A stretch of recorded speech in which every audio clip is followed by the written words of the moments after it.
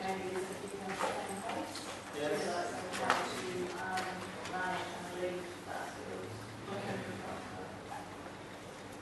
In terms of measurement, it seems to me that there are two different actors who could do the measurement. One is the individual themselves, the other is their current employer. I think there have been substantial attempts in the UK at trying to encourage both. Now, I'm afraid, I'd love to be able to tell you that I have a healing answer, but I'm afraid that neither have been terribly successful today. Employers generally are not very good in the UK about actually knowing what the skills their workforce are, particularly at the lower level. They generally tend to be not very interested, and their high levels of labour turnover don't make it easy. They may know about formal qualifications, they don't often seem to make much effort to do anything else. One or two employers have tried to do it because they've had a good reason to. Product market strategy, desire to innovate. And then they put quite a lot of effort in, but it's relatively rare. Most employers have no ideas about the skills of the workforce except when they're working. But one of the really interesting things in England is that we, partly I think because of our class structure, we judge the person by the job they do. So we see people in low-level jobs and we think, oh, very bright, look at the job they're doing. If we saw that person in the rest of their lives, we might make a rather different judgment about their skills, because quite often those people are running community organisations, sports clubs, they engage in hobbies that actually require quite high levels of skill. They're doing all sorts of things outside of their work, but when they come to work, the job we've given them to do allows them to park their brain, and there's no sign that they have much of a skill. So there is a real problem about how employers can map that. Our government tried a huge experiment, and when it failed, retried it 4 times, around educational quality. Well, we love doing that. We really love reinventing the wheel, even when the wheel has fallen off, and we know that it's going to fall off again. We had these things called National Records of Achievement. This was a way in which we were going to get away from school leavers simply turning up at the employer's door with some exam certificates and nothing else. These were going to record every single thing that the young person ever did. Well, they did, but that was exactly the problem. They're about that thin, and employers just refused to use them. One of the huge problems for employers in a world where more and more people have qualifications is that qualifications mean less and less in the recruitment process. If 40% of the age cohort have got a degree, then what does it tell you? Well, it tells you that there are possibly, maybe, depending on how you choose to define it, in the top 40%. It doesn't tell you much else. And a lot of UK employers do not use, they weren't interested in using any rovers because they took far too long to read, and they don't often use qualifications because you've got to remember we don't have license to practice. I was looking at your local newspaper advertisements, and all your trades jobs say, trade 3 is essential, or whatever.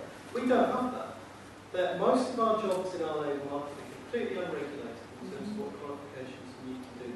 I could set myself up as a plumber, builder, or car mechanic tomorrow in England with no relevant qualifications. So the holes that qualifications have on our recruitment selection for an awful lot of non-managerial professional jobs is close to 0. Now, aren't you lucky you live in a country that doesn't have that rather laissez-faire view of the world? Because the consequences are fairly easy to imagine, and they're exactly what happens. Cars get anything badly, houses fall down, and the plumbing leaks. Having said that, the childcare sector, they rate the childcare centres quite differently. They're not just looking at the childcare sector per se. That is true. They rate childcare sectors and grade them, whereas mothers wanting to put their children in the childcare centres in Australia do not have a clue which is a good one, which is a bad one. It's just pot luck. We do that, and actually the care sector is one of the few sectors that we have regulated through licence to practice in the last 10 years. The government started, because of various child protection and all sorts of other problems with different forms of social care, recognised that workers needed to be qualified. It was absolutely vital that we did that. We also put in place universal criminal record checks, but skill levels we've got, people have got our certified skills. That has come in 50% of the workers in any care home must have a level 2, supervisors must have a level 3 or 4. That's supposed to rise over time, and it has been mildly successful, though the vast bulk of that certification is accreditation of higher level. It's not necessarily upskilled with large chunks of the work. But we have done that, and yes, we do have a rating system for some sorts of care provision that give the consumers some idea what they're buying into, and that's better. But the rest of our labour market is surprisingly, you would regard as surprisingly unregulated. And it does have, and it's a very unusual thing because you find this kind of license to practice in New Zealand, you find it in Canada, you find it in many individual United States states. It's done at state level, not federal level. The UK, the mother country, decided it didn't need any of these stupid restrictions on trade. We live daily with the consequences. But I think there is a real problem about how employers understand and process qualifications in an age where there are more, basically skill levels are above, or very often above the level that the employer needs, and there's an absolute glut of people coming to them with some kind of piece of paper. And I think that's actually really difficult. It's a problem that we're going to face. We just had a Wolf inquiry into vocational education for young people in England. It suggests that a third of young people in England between the ages of 16 and 19 are doing a vocational qualification that has no value in the labour market. So that's not how it does to be. So we've got many big problems. We have in Australia, in both the education system and the social services environment, a situation where a lot of the workers are saying, I have qualifications in teaching or welfare, or trained in some sort of certification for housing management or whatever, but the client base is shifting. The depth and complexity of social malaise and trauma in people is such that my workforce is not skilled, or I am not skilled, or the demands of the job are too great. So that's a little bit contrary to some of what you're saying in terms of being overqualified. People are not necessarily feeling qualified enough for the complexity of the management of the human paradigm. Well, you are working in the most difficult bit of the service sector for fight. It's a bit different from serving up Big Mac and fries. It is in social services, you usually deal with people, quite often people who've either got medical, or physical, or mental, or all sorts of problems, and therefore, it's very complicated. Some of those problems can be dealt with by simply upskilling the workforce, but again, I'd argue that quite a lot of it is more solvable through interagency working and through beginning to think, well, what's the package of support that our clients need? How can we chunk it up differently so people can bring to bear the range of different skills they already have in ways that meet that client's need, rather than expecting individual workers to be able to try and solve everything. But the great problem that we've found in the UK is that interagency working is extremely difficult and extremely costly and extremely time-consuming.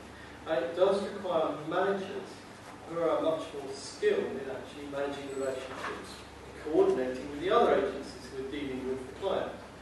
And there is quite a large research literature, not in my field of expertise, but I know exists, exactly around, for instance, how interagency working around child protection, which has had to start involving classroom teachers, has actually been worked through in the UK. Because of course teachers sit there and say, well, we're not child protection experts, we're experts in teaching kids. But now there is a duty upon publicly funded schools in England to embrace the child protection agenda. And so there are a whole raft of issues about how social workers and teachers can work together to deliver that. And there's quite a lot of research which is available that could give you some pointers to what we've learned about it, because we have had a go at this. But I wouldn't say there are any magic solutions. It is very difficult. Society's problems are getting more complex and more acute. And there are certainly some client groups out there that are very difficult to deal with and require tremendous levels of skill. It's not entirely sure or certain that the state is actually willing to fund the level of provision that might be needed to deal with those problems. And indeed, there might be some tendency to want to devolve some of that complexity to the NGO sector, where there's perhaps less money to spend on the skills development and the cross-learning.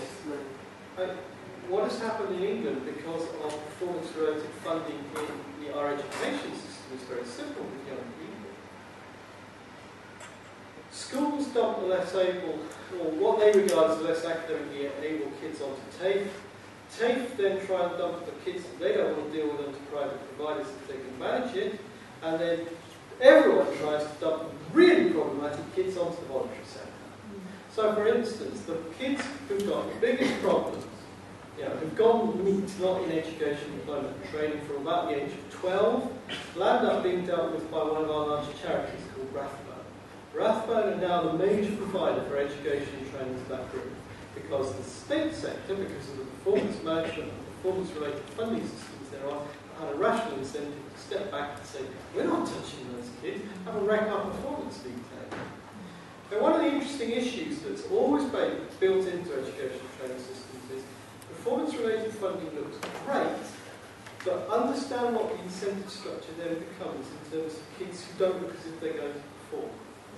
And that's actually a really difficult one to get into senior policymakers' heads. But England is a scary example of what can happen if you don't have some countervailing structures to encourage mainstream providers to still engage with